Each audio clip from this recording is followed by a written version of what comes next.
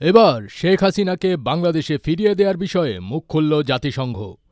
গেল বুধবার জাতিসংঘ মহাসচিবের উপমুখপাত্র ফারহান হক এই বিষয়ে তাদের অবস্থান স্পষ্ট করেছেন।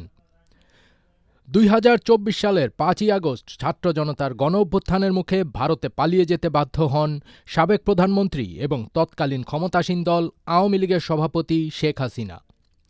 পরে কয়েক দফায় তাকে ফিরিয়ে দিতে ভারতকে চিঠি দেয় বাংলাদেশের অন্তর্বর্তীকালীন সরকার। তবে সেই চিঠির কোনো ইতিবাচক সাড়া এখনও মেলেনি ভারতের তরফ থেকে।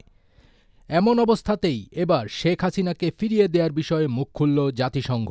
স্থানীয় সময় বুধবার ২১ জানুয়ারি দুপুরে জাতিসংঘ মহাসচিবের মুখপাত্রের নিয়মিত প্রেস ব্রিফিংয়ে শেখ হাসিনার প্রত্যাবাসনের প্রসঙ্গটি উঠে আসে। এ সময় তিনি এসব কথা বলেন।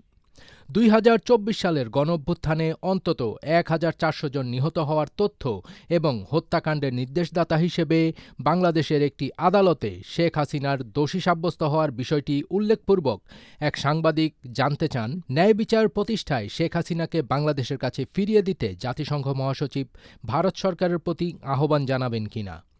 জবাবে সরাসরি কোনো দেশের নাম উল্লেখ না করে জাতিসংঘ মহাসচিবের উপমুখপাত্র জবাবদিহিতা নিশ্চিতের ওপর গুরুত্ব দেন।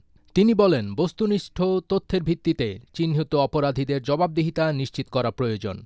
সেই সঙ্গে তিনি এই প্রক্রিয়ায় আন্তর্জাতিক আইন অনুসরণের ওপরও গুরুত্বারোপ করেন। তিনি আরও বলেন, আমরা বিশ্বাস করি জবাবদিহিতা থাকা উচিত। প্রশ্ন করা সাংবাদিকের উদ্দেশ্যে ফারহান হক বলেন, যেমন আপনি এখন উল্লেখ করলেন জাতিসংঘ নিজেই সংঘটিত হত্যাকাণ্ড সম্পর্কে তথ্য সরবরাহ করেছিল। স্পষ্টতই জবাবদিহিতা থাকা দরকার, তবে এটি আন্তর্জাতিক আইনের প্রতি মৌলিক শ্রদ্ধা রেখে করা দরকার। ফজবির তাজ, এটিএন বাংলা।